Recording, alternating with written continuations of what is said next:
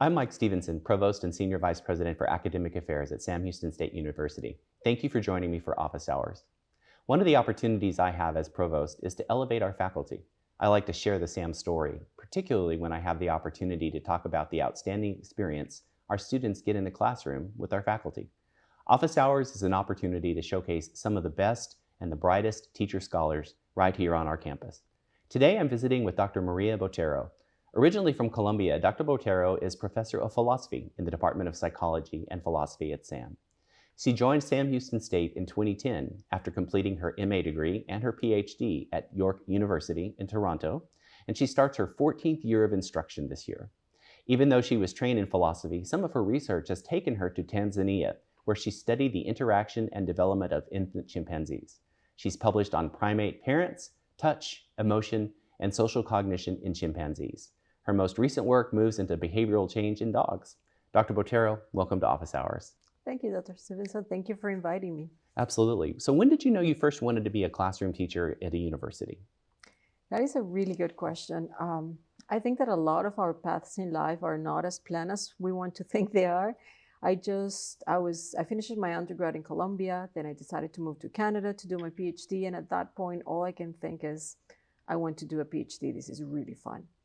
And when it was done, that was a time to ask the question. So I thought, well, I'm going to try teaching.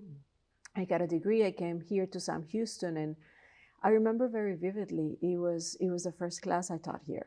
It's one of those moments where, of course, philosophy concepts are sometimes hard. So I'm teaching them, and I can see the students staring at me, and I'm teaching these hard concepts, and all of a sudden, you start seeing the students when they get it, and it's almost like a little light goes on, like, and that feeling is great. So I was in. That's the moment I knew, yep, this is what I want to do. So what does a typical classroom day look like then for you and your students? So it's almost like a theater or a band rehearsal. There's a lot of work behind the scenes that not a lot of people see. So there's a lot of months planning and thinking, okay, what is the best way to show them this content? What would be a fun way to show it? How can I introduce some hands-on projects for them to really understand and use the ideas that we're doing? So the beginning is, I try not to come with preconceived ideas of who my students are. So the first week or so, I try to get a sense of who they are, what they want, what are their majors, what are their interests. And I guide the rest of the class based on that first feedback that I get. The idea is, so I will start with, here are some basic ideas, let's explore. And I take a lot of pedagogical courses and workshops to try to get ideas. I bring some ideas, but I also try to let them show me what do they find most interesting. And a lot of times I feel that my role is to guide them and find what really speaks to them and is meaningful to them. There's a lot of prep time then involved, it sounds like. Yes, a lot of people I don't think they're aware of how much work goes, not only prepping and getting like the perfect class, but once you're there, you're always ear to the ground, adjusting. How are the class going? How are the students responding? Are they getting this idea? Are they more interested in one aspect than the other? And then, of course, there's like the grading until 1 or 2 in the morning and all the other more basic aspects to it. But every class takes a lot of time beyond the actual class time. We have mostly Gen Z students now in our classrooms. They're technology savvy. How are you dealing with that, and how do you use technology in your classroom? One thing that I learned very early on when I started teaching, is that I try not to generalize, not even in generations, not even in groups, because at Sam Houston, we have a very diverse set of students. So I try to come in with an open mind of who are my students for this class, this particular generation, and again, plan on them. I think in terms of technology, my biggest discovery was teaching how to teach online. So we have an amazing support system here at Sam Houston. I'm sounding like a commercial for Sam Houston, but I like it. And they help us design courses where a lot of people think that teaching a class face-to-face is the same as teaching online, and you translate it, that's not the case. You have to think of the medium and what works for the medium for the student. I use a lot of my work on cognitive science in terms of attention spans, perception, to try to model something that will be more comfortable for them. So for example, doing a 30-minute video is impossible for human concentration to hold for that long. So I do shorter videos. I try to let them tell me what they're comfortable and what they like. So, for example, one of my favorite classes is called Philosophy of Psychology and Consciousness. And at some point, instead of writing an essay for the end, I had a student who was a film studies major. And I said, well, do you want to do a film as your final project? Of course, write a little abstract and explain how it relates. And he did this amazing movie explaining, we discuss a concept that is self-consciousness, that is how the world appears to you, that is different than any other person. And he did this movie about this, and he was fantastic. So I let them tell me a lot what they want out of technology. Of course, I think we're in a different and interesting era now that we're starting with AI. That definitely is a new challenge that we all are kind of thinking how to not fight it, but integrate it in our courses to play it in our advantages. So that's the new challenge with technology that I'm trying to think through now. Yeah, there's a lot to think about with the AI piece, and I suspect there's still a lot of learning that we have to do on the best way to integrate it into the classroom. Absolutely. So, what do your students walk away from your classroom with that they didn't have when they started the semester? So I think the most general one that I hope everybody who comes to my classroom comes after is the ability to think through an issue. Because the more I teach and the more I think about this, when you memorize a fact, you can hold it to up to, let's say, a year. But then after a year or two, a lot of these facts go away. And also we have the internet, you have searches in your phone that you can use very frequently. So what I like to do now is ask students or teach them how to apply ideas. And I'm hoping that at the end of the class, they get that rhythm. They get that. So for example, I teach contemporary moral issues. The course, basically, the idea is your opinion is yours. What you think is morally right or wrong is absolutely yours and personal. But I'm going to teach you how to justify. So I want them to have that ability to, when they graduate from SAM, if they encounter a moral issue, if they encounter a problem, they can think, okay, hold on, I got this. I know that first you look at the argument, you look at the counter argument, you compare them, and you come to a solution. We did this in class a million times. Let me do it with this. That's what I hope. So that's kind of the basic idea for, like, if I had a wish, and I hope not everybody gets there, but I try, is that every student finds one idea that they love, that they just like change their life in a good way, or something that they were thinking and they're all of a sudden like, oh, yes, I agree with this. This is great. I've seen it in many students with many ideas, from science to moral issues to all the different classes I teach. And that's my hope for everybody, that they have something that is meaningful, I would say, interesting, but mostly meaningful to them. You've done some very interesting research with chimpanzees and most recently with dogs. Can you tell us a little bit more about that and how you bring that, what you've learned in the lab, into the classroom? So the work in chimpanzees, my supervisor when I was doing my PhD was connected with the Jane Goodall Institute. So I was incredibly fortunate that I met Dr. Goodall, and she has to give green light for people to go and do research in Tanzania at Gombe National Park. So I did a lot of preparation, and it was an amazing opportunity. There are two aspects of it. One is my actual research and the things that I wanted to find, but also the things that you only learn once you're in the field. So to give you an example, one of the most definite and interesting ideas that I learned there is, I was reading a lot about Dr. Goodall describes, I was trying to read everything I could get my hands on about Gombe and about chimps and all of this in preparation for my trip. You always hear that chimp moms are fantastic. They're really, really good. So I got there, and in my first week, I see this mom and this infant, and I'm super excited. And I see them, but all of a sudden I notice that the mom has the little baby. They hold them very close, and she's barely paying any attention to the baby. So she's like sitting here, she's like looking around, and like, I'm like, what? Why are you paying attention to your baby? And looking at what's going on with other chimps. But that was a really important moment for the studies I'm doing, because I realized that I had a preconception of what does it mean to pay attention to your baby. As humans, we rely, and particularly in the United States, in Canada, we rely a lot, in South America as well, in Central America, in gaze. So for us, paying attention to the baby is holding the baby, looking it face to face, and saying, hi, how are you? And doing these things. Thinking even of peekaboo, right? It is very gaze. And I realized that the mom was paying a lot of attention, but it was a tactile attention. She was always holding her baby, feeling how the baby's doing. And if there's danger, she transmits that knowledge by kind of tensing a little bit. So I realized it's very important to think what preconceptions you bring to the field when you're observing. So things like that in the actual field, I think, made me think about the world in radically different ways that I would not have done that. But overall, if I had to summarize the research, I'm very interested in sometimes when people try to do a cognitive task, to solve a problem, to think, I see it, and this is, I think, true for primates, for humans, for many species.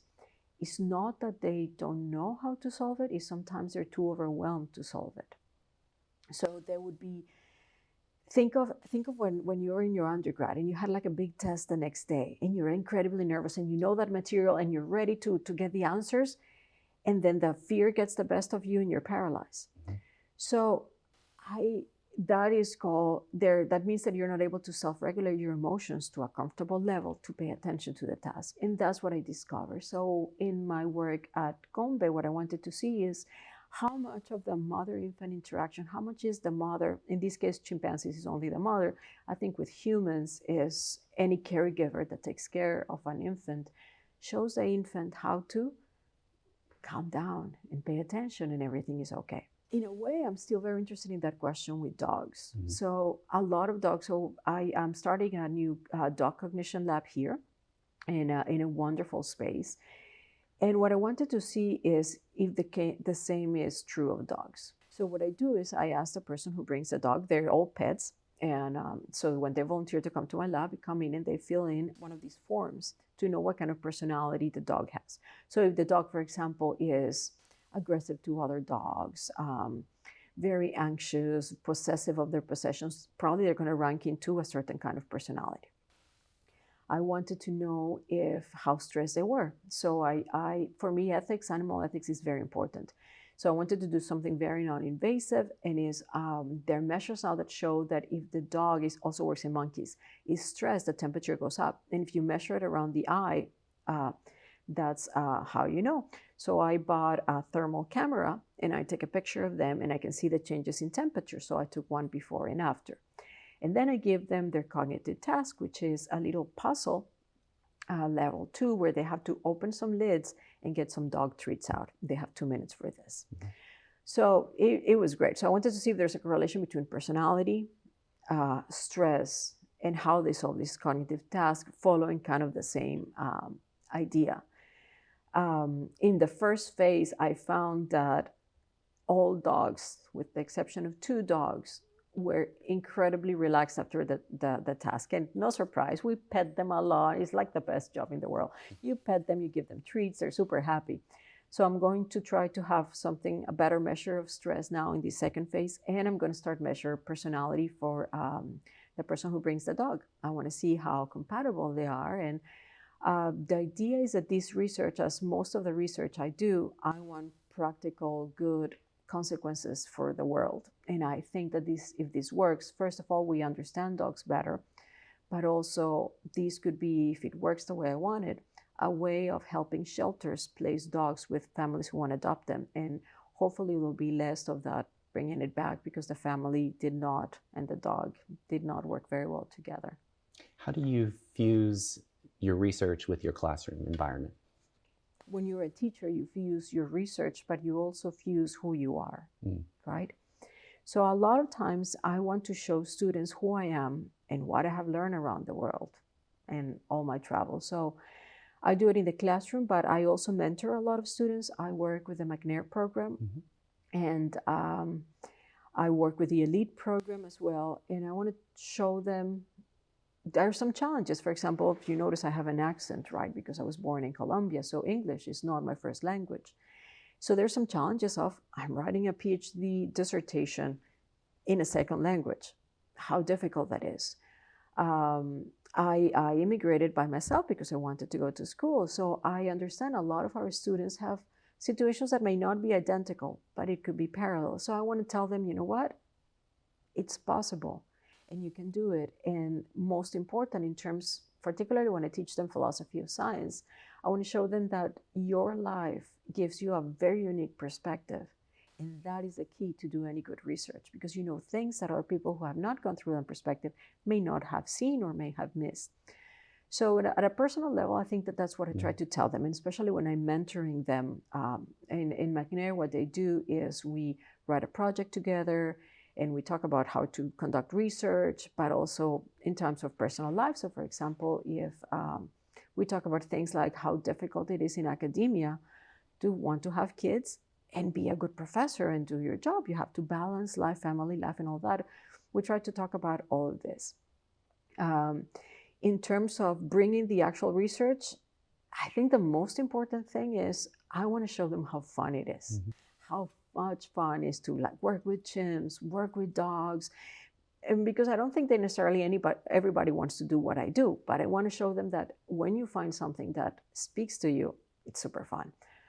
I also try to show them in a way that I try to understand a lot of what I was mentioning before about self-regulation. I can see some of my students have challenges, and they're not capable to, not because they don't know it, not because they're not smart, but because they are a little bit overwhelmed. So I of course try to maintain a fair system where I treat all my students the same, but I want to support every student in their own particular abilities and needs. So in a way, that has made me very aware of that, of how different everybody is, and how to get the best cognitive result. You work with them and you let them know what they want to tell you.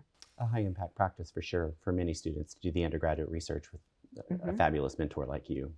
I finish up all of my interviews with this question. What is, and you've answered partly this, but I will ask it for you anyway. What is one thing that SAM students have taught you? Oof, where to start? I learned a lot of things about this. I think the most important lesson is not to take anything for granted. Because a lot of times, and I don't think there is a bad intention in this, but a lot of times we see the world from our own perspective. So to give you an example, there is one class where a student told me that he didn't know how to, I take them to the library because I want them to graduate by at least going to the library once and browsing and knowing how fun it is to browse and choose books. So we have this exercise where I say, okay, you have to pick one book and to do a book report. So I'm going to show you on the topic of the class, these are the stacks, and I'll show you some of the things that I use to choose a book. And sometimes they're silly, like I like the book cover, or you read the first lines and you see if this is for you. And when we're doing this exercise, one student came in and said, I don't know, there's a book that I want to find. And I said, okay, cool. If you have something in mind already, that's fine. This will be a nice opportunity for you to read it. And he said, but I don't know how to use the catalog. And it took me aback because what? They show you this in school? And he said, no, I come from a small town and we use a mobile library, and the librarian would always give us. And it was one of those moments that, of course, I grew up with a library in my school, but I never thought about that. So they're always teaching me things like, do not presuppose that this is the case. There was another one that I still remember very vividly. It was my first class. It was contemporary moral issues. And the student he's an ROTC student, so he has gone at this point to Iraq twice. And we were doing a section on the ethics of war. And I remember feeling very self-conscious when I was teaching the theory of this. Okay, so what is morally permissible, and all the analysis that people do, talking to somebody who actually had to confront these things. So I think that for me, this is something that I always thought, but it really brought it home of, you have to be very careful with what you teach. You cannot just go in and pretend that because, oh yeah, I have a PhD, I can say anything I want. You have to be very serious about your matter, and these are real life and people's lives where you're dealing with, that you have to be very careful with that. And I would say that the third lesson probably is just the joy of it. I honestly was not expecting that it would be so much fun. I really love working with my students. They are fantastic. Of course, sometimes they can be a little bit of a pain, right? But it's really fun to work with them, to see what they come up with. They have so many ideas, so many interesting perspectives on the world. And as I said before, a lot of times I'm just almost like helping them like a river. Okay, you want to go this way? I'll help you go this way, and work together with them on a topic that they like. And that joy, I think, was unexpected, and it was one of my favorite things about Sam Houston. Compelling, thoughtful, always teaching, always learning. Thank you. Thank you. Thank you, Dr. Botero, and thank you for sharing your time with us today. Thanks for all you do for SAM. Thanks for all that you all do for SAM as well. That concludes today's office hours. Thank you for joining us.